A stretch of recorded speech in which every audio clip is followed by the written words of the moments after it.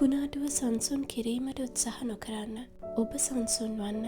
කුණාටුව පහව යනු ඇත. මේ වචන ටික ෆේස්බුක් එකේ උඩ පහළ යන වෙලාවක දැකපු නිසා මට දෙයක් ඔයාලට කියලා තියන්න හිතුණා. ප්‍රශ්නවලට උත්තර හොයන්න එපා. කාලෙට බාර දෙන්න. මේක අපි දන්නවා. පාලනය කරන්න බැරි දේවල් පාලනය කරන්න එපා. ඒකත් අපි දන්නවා. ඒ තියරිය අපේ ඔළුවේ තියෙනවා.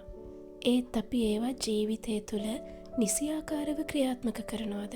ඕනම ප්‍රශ්නයකදී අපිත් නොදැනීම හෙම්බත් වෙන්නේ මානසිකව වැටෙන්නේ මේ කාරණා දෙක ක්‍රියාත්මක නොකරන නිසා කියලා ඔයාලට හිතෙන්නේ නැද්ද? සමහර මොහොතවල් වලදී අපි ඒක හොඳින්ම කරනවා. හැබැයි තවත් සමහර වෙලාවට කරන්න ඕන දේ පෙනි තිබුණත් අපි නොකර හරින්නේ ඒකමයි. ඒ නිසායි අපි නොදැනුවත්වම මහත් පීඩාවකට පත්වෙන්නේ. මේ ළඟදී ෆේස්බුක් එකේ මං ලස්සන වීඩියෝ එකක් දැක්කා. ඒකේ කතා කරන සුන්දර කාන්තාව වටිනා කතාවක් කියනවා. This too shall pass. මේකත් පහු වෙනවා. දුකක් වුණත් සතුටක් වුණත් එච්චරයි.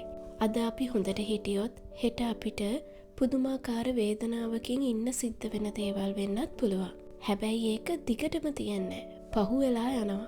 ජීවිතේට එක එක විදිහෙන් එක එක නොසන්සුන් හැඟීම්, කලකිරීම්, වේදනාකාරී දේවල් නිසා අපේ හිතේ හැඟීම් උත්සන්න වෙනවා.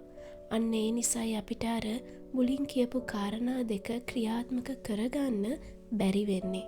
හැඟීම් වලට මිඩ දෙන්නේ නැතුව බුද්ධියෙන් හිතුවහම මේ ගෙවෙන මොහොත විනාශ කරගන්නවද නැත්තම් ඒක විඳිනවද කියලා අපිට තෝරා බේරා ගන්න පුළුවන්. කුණාටු සංසුන් කරන්න උත්සාහ කරනවා වෙනුවට කුණාටුව නිමා වෙනකන් බලාගෙන ඉන්න එක අපේ හිතේ නොසන්සුන්කම රැකගන්න උදව් වේවි.